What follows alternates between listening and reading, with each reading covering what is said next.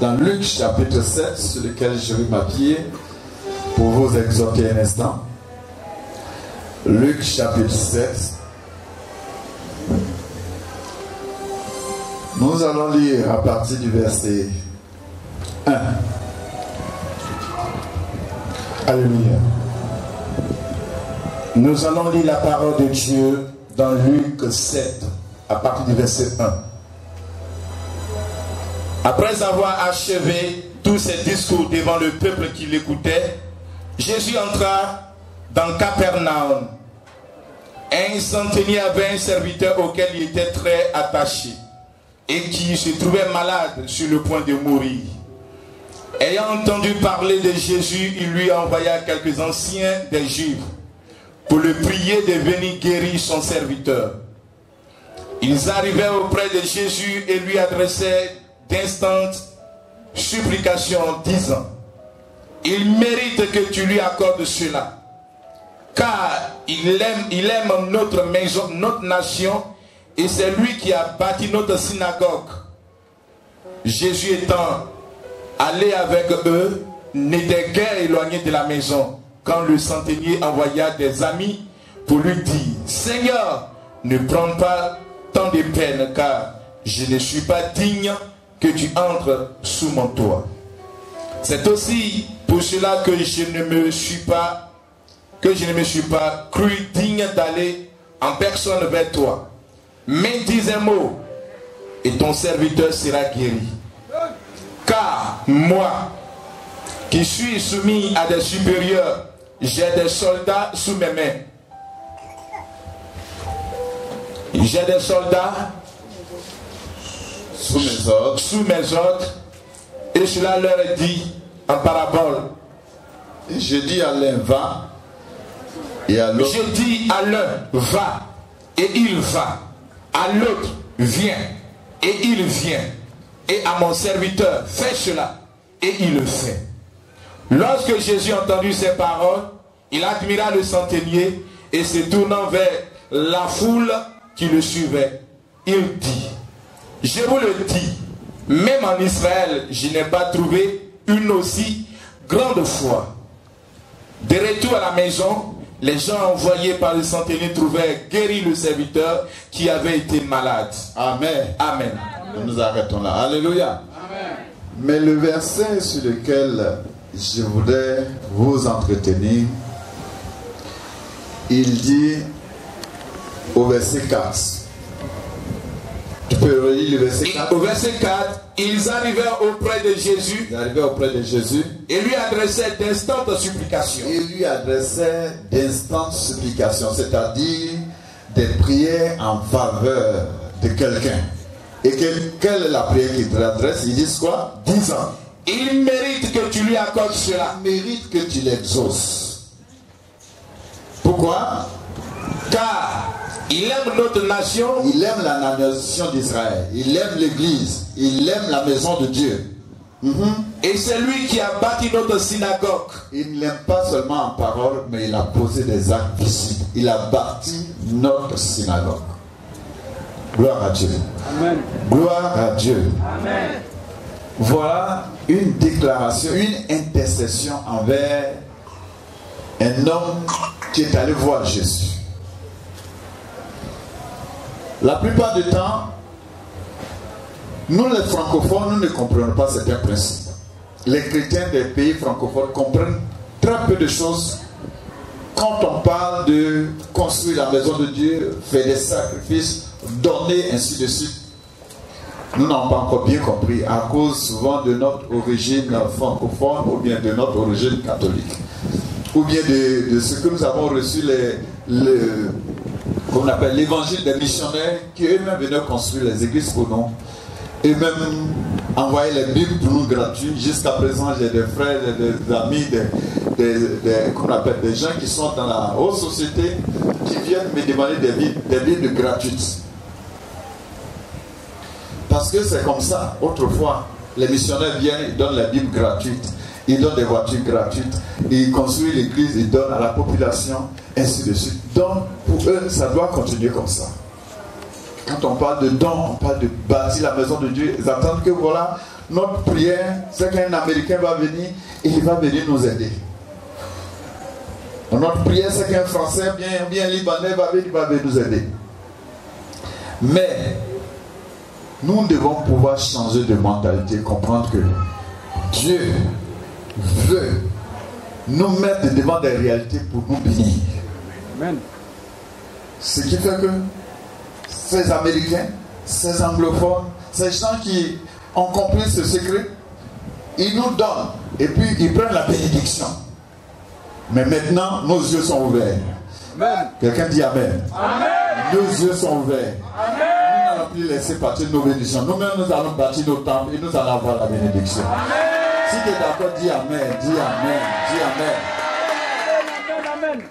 Première des choses que je voulais vous faire savoir, c'est qu'il y a des réalités souvent, des gens même qui ne viennent pas à l'église le comprennent mieux que nous. Donc il faut que toi, tu comprends mieux que celui qui ne vient pas à l'église. Amen. Le monsieur dont on parle ici, le centenier, c'est un Romain, il n'est pas juif. Il n'est même pas juif. Il ne croit pas à tout ce que les juifs font. On l'a mené en Israël pour être un gouverneur sur 100, comment on appelle, 100 soldats. Un groupe de soldats qui est composé de 100 soldats. Ils sont comme un peu ce qu'on a vu sur l'ONU ou bien comment on appelle, l'armée française, ainsi de suite. À ce moment, ils étaient comme ça en Israël. Et normalement, le peuple d'Israël ne les aimait pas. Ils n'ont pas de vrais liens. Les gars les regardent comme des occupants. Mais lui, il n'est pas allé, il n'a pas fait sa mission, il n'a pas regardé à sa mission. Il a compris qu'il est dans une nation et ces gens-là adorent Dieu. Ils adorent un Dieu. Au lieu de la brimer, qu'est-ce qu'il a fait? Il a construit un temple pour eux. Ce sont des choses que nous avons eu un chef d'État qui comprenait tellement ces choses. Le président Foy, il construit des églises, construit des mosquées, construit à gauche, à droite, pour Dieu. Et quand tu fais cela, ça devient comme un hôtel devant Dieu qui parle pour toi, qui parle pour tes enfants, qui parle de génération en génération. On ne peut pas effacer ton nom dans la tête des gens. On ne peut pas effacer ton nom dans le pays. On ne peut pas effacer ton nom dans une région. Quand tu poses de tes actions, quand tu mets ton argent, tes biens, ton trésor dans une maison qui est dédiée à Dieu, tu poses une action qui va parler d'éternité en éternité pour toi. Quelqu'un dit Amen. Amen. Quelqu'un dit fort Amen. Amen. J'ai reçu une jeune dame qui appelait le message qui construisait dans une région pour Dieu. Elle a fait appel à ses frères chrétiens qui sont à gauche, même à ses voisins qui sont à gauche, à droite. Vous savez ceux qui ont répondu le plus à son appel? Vous savez ceux qui ont répondu le plus? Ce n'est pas les chrétiens. Hein? Les chrétiens n'ont pas compris que c'était un endroit où il faut investir pour demain. Qu'est-ce qu'ils ont? Qu'est-ce que ceux qui ont répondu? C'est des amis musulmans. Des amis, vous allez être étonnés, c'est des amis musulmans qui sont. L'autre avait dit, c'est la maison de Dieu, tiens, 1 million. C'est la maison de Dieu, tiens.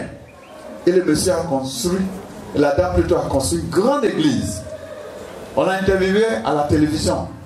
Et elle a dit cela.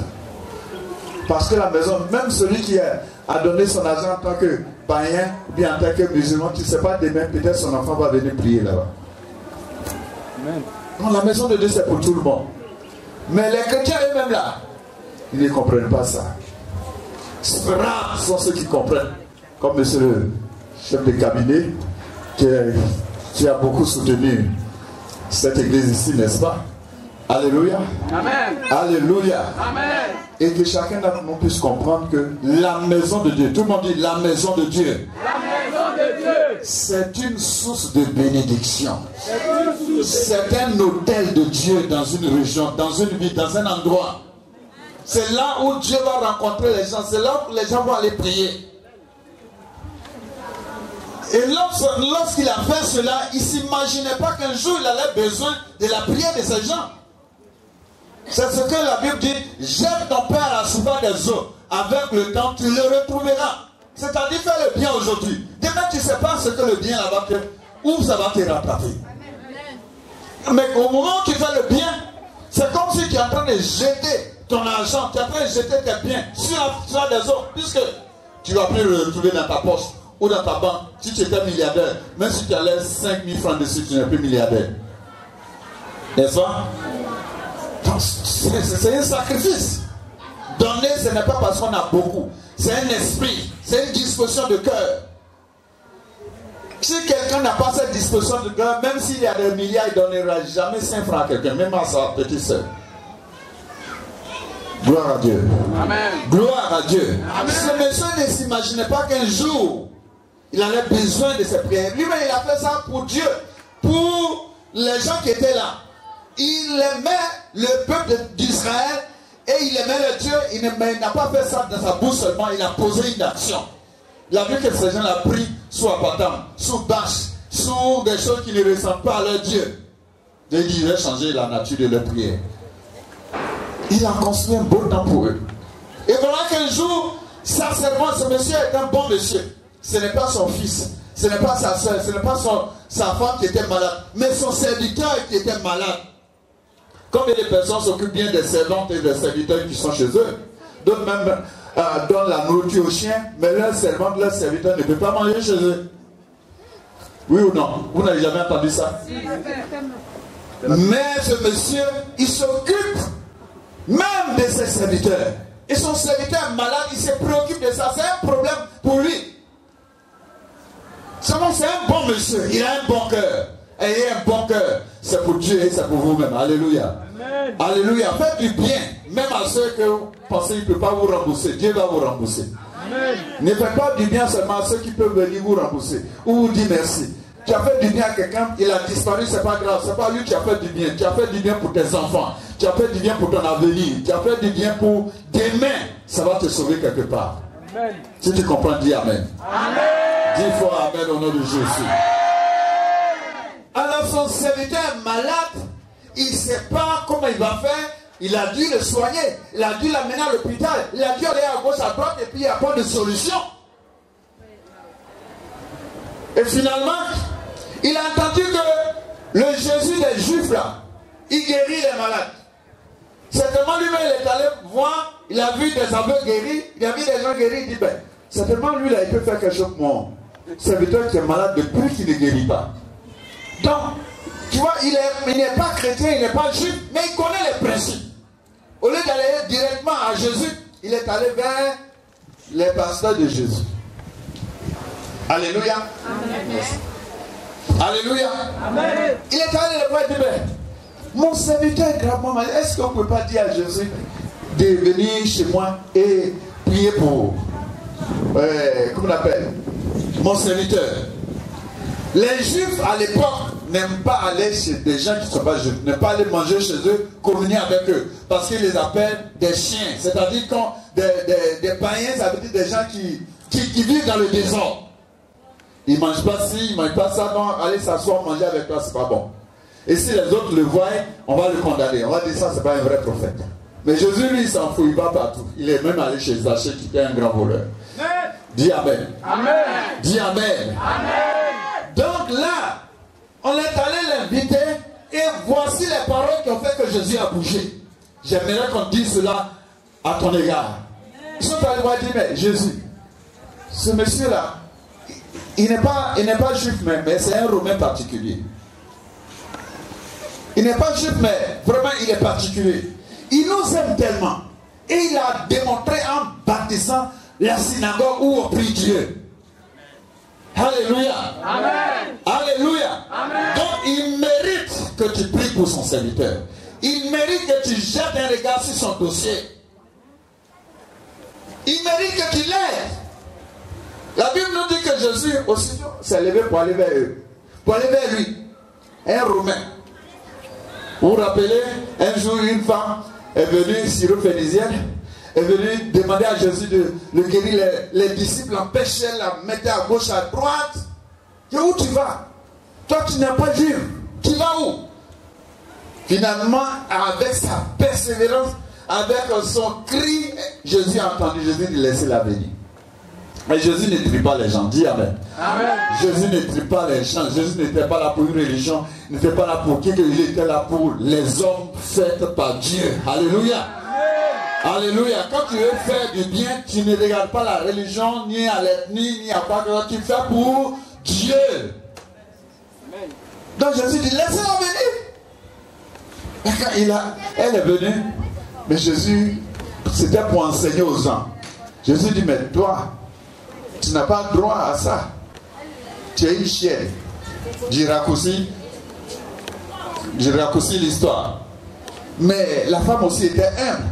Elle dit, c'est vrai, je ne suis pas juif, je suis une chienne. Mais les chiens ont droit au moins de lécher ou bien de laper le bout des pains, de la nourriture, de la quelqu'un qui tombe en bas là. Ils ont droit au moins de manger ça au moins. Donc laisse-moi manger ça un peu. Amen. Dis Amen. Amen. Elle a touché le cœur de Jésus. Elle n'est pas juive, mais elle comprend les choses de Dieu. Et Jésus dit, mais tu as une grande foi. Je t'exauce. Amen. Tu sois chrétien ou pas, je t'exauce. Tu sois juif ou pas, je t'exauce. Et personne ne peut dire mot. Dis Amen. Amen. Dis Amen. Amen. Tes actions et ta foi parlent devant Dieu. Il mérite que tu lui fasses cela. Quand il a dit cela, Jésus est allé. Et Jésus était proche de sa maison quand il a démontré encore qu'il connaît les choses de Dieu. Il dit non, non, non, non. Ah, Jésus chez moi, un Romain. Non, c'est pas bon. Dites à Jésus que moi-même qui suis Romain, puis je suis homme là, je suis établi sur 100 personnes. Quand je leur dis, allez ici sans moi, il dit, venez ici ça. Donc, il n'a qu'à dire seulement, les anges qui sont dans l'air là vont transporter sa parole. Voilà quelqu'un qui n'est pas dans la synagogue, mais qui comprend les choses de Dieu. Qui comprend que Jésus dit un seul mot, la distance n'aura pas de barrière. Il agit. Jésus dit, mais vraiment cet homme est admirable. Non seulement pour des actes admirables, mais en même temps, il comprend comment marche la foi.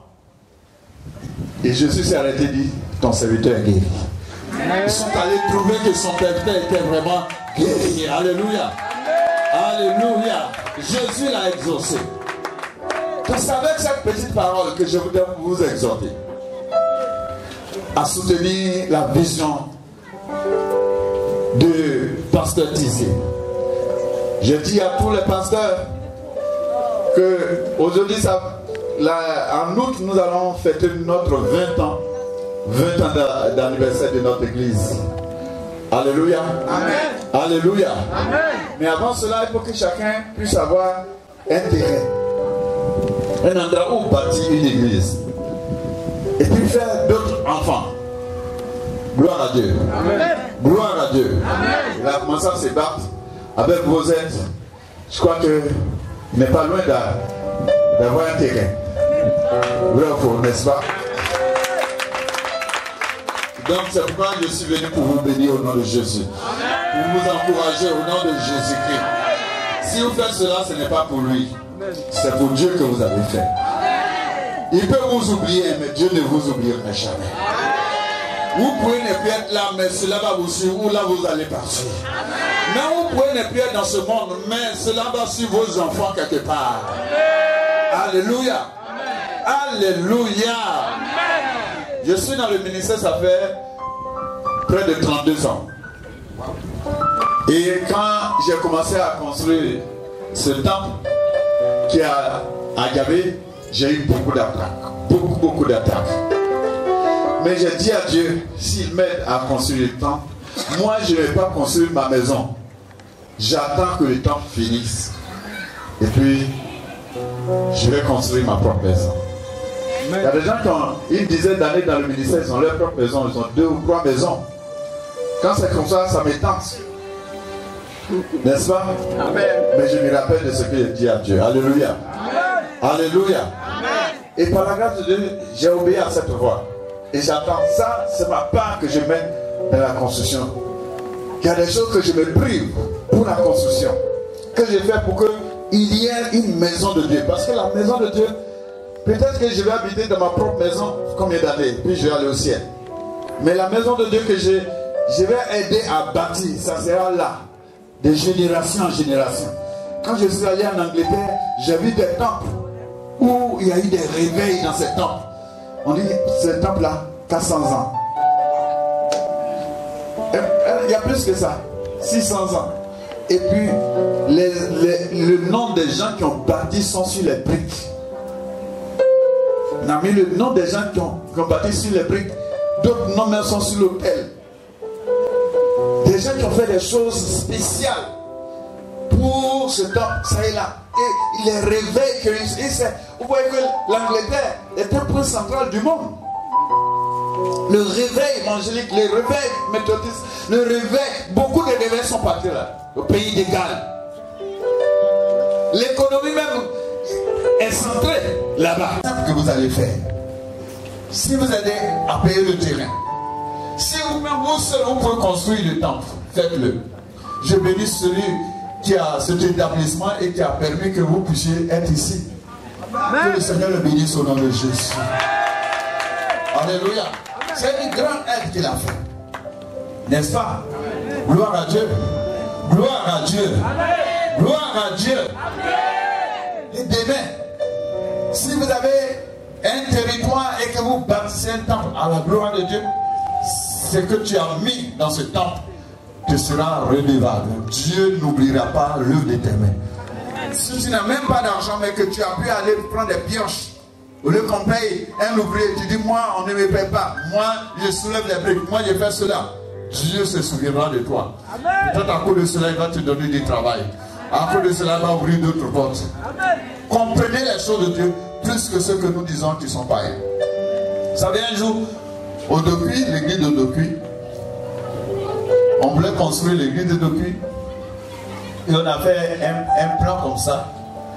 On a donné à un de nos frères chrétiens. On a dit, bon, donne-nous le devis pour qu'on puisse le faire. Mais le devis qu'il a donné là, nous on a attrapé notre tête, mais comment on a fait pour faire ça là? Ah, mon frère, c'est notre frère chrétien. Et puis il y a un Aoussa qui était là. On est allé le voir, dit bon, qu'est-ce que tu peux faire pour nous? Alléluia. Amen. Là où ça dit, il a regardé quand il a donné un prix, on dit il faut diminuer. Là, son prix même est petit. Mais on fait esprit, comme on est ivoirien, il faut diminuer. Je dis bon, ça, comme c'est temple de Dieu, bon, je laisse au prix que vous voulez là. Je laisse ça. Et non seulement il a fait la plateforme et tout cela, il dit les tôles, les bois, tout cela, je vous donne un crédit, payez doucement, doucement, doucement. Bon, entre lui et les chrétiens, on doit donner à qui? On donne le travail à qui? Moi, lui donner. On lui a donné. Alléluia. Et il va prospérer. Dieu va le garder. Peut-être Dieu va lui permettre, faire la grâce même de rencontrer Jésus à cause de ses actions. Alléluia. Frère chrétien, quand vous avez quelque chose à faire dans la maison de Dieu, ne pensez pas d'abord à faire. Pensez que c'est une occasion pour moi de servir Dieu pour que Dieu m'ouvre d'autres portes ailleurs. Il y a les autres qui comprennent ça mieux que nous. Que le Seigneur enlève ce voile au nom de Jésus. Et que au nom de Jésus, quelqu'un se lève et dit, moi je vais faire ci.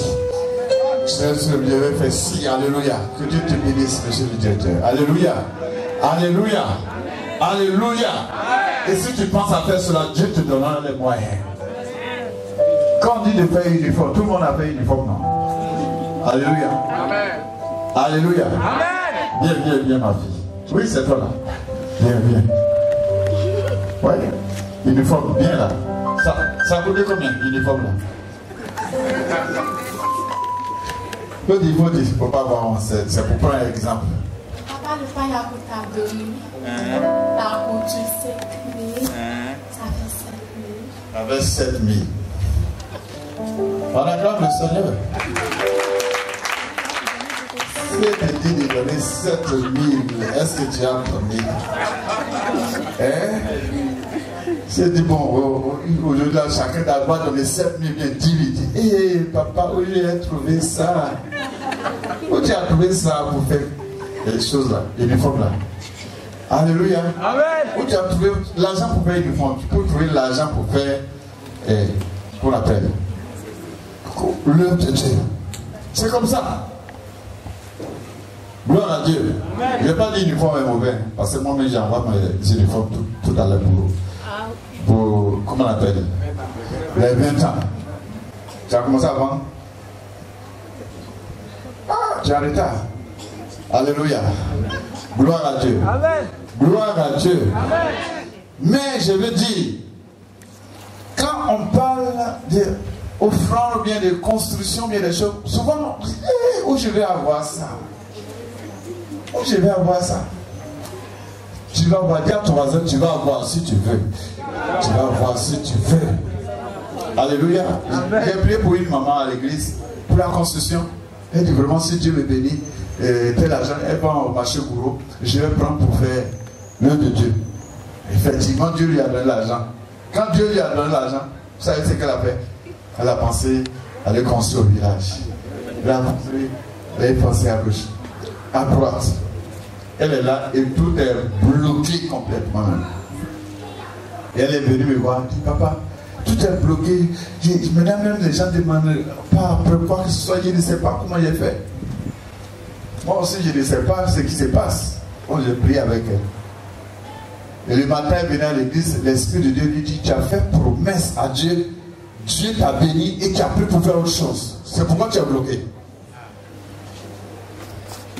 Et quand elle est venue compenser ça, et qu'on a pris pour elle, tout a été débloqué. Non seulement elle a obéi pour servir Dieu avec son argent, mais elle a fini sa maison au village. Amen. Fais pour Dieu et Dieu fera pour toi. Amen. Arrose et tu seras arrosé. Bâtis et Dieu va bâtir ta vie. Bâtis l'église, Dieu va bâtir ta vie. Amen. Que tous ceux qui vont mettre leur main, leur argent pour l'achat de ce terrain, pour la construction de cette église, dont la maquette m'a été montrée, que Dieu vous bénisse au nom de Jésus-Christ. Que Dieu vous bénisse au nom de Jésus de Nazareth. Alléluia. Amen. Alléluia. Amen. C'est pourquoi avant de m'asseoir, je vais prier